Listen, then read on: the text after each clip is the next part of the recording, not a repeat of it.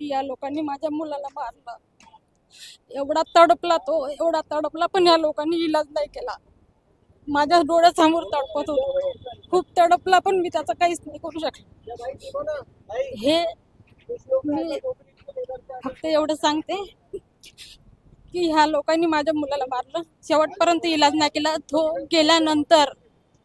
गेल्यानंतर त्याचा इलाज चालू केला, ते आयसीयू मध्ये माहित नव्हतं आम्हाला तो आहे नाही आहे.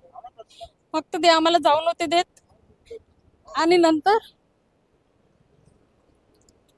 मी फक्त एवढं सांगते, तो माझा मुलगा मेल्यानंतर त्या लोकांनी इलाज चालू केला, त्याच्या आधी इलाज नाही चालू केला.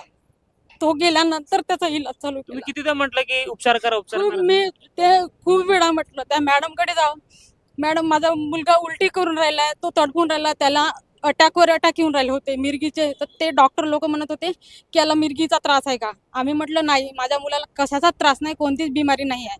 तो आदल्या दिवशी ट्युशन मधून आलेला मुलगा होता आणि रात्री ही घटना झाली होती. तर मी तिला म्हटलं मॅडम बघा माझा मुलगा उलट्या करून राहिला, तो कसा तरी करून राहिला, त्याचे पाय खाली जमिनीवर टेकत नव्हते, तो पूर्ण शरीर त्याचं पूर्ण ढिलं पडलं होतं. तरी ते लोक ना इलाज करत होते ना त्याच्याकडे लक्ष देत होते. मी म्हटलं मॅडम पाहणं तो कसा करून राहिला, तो तडपून राहिला, त्याला अटॅकवर अटॅक, काय झालं काय झालं काय झालं अशीच करत होते, पण त्याचा इलाज नव्हते करत.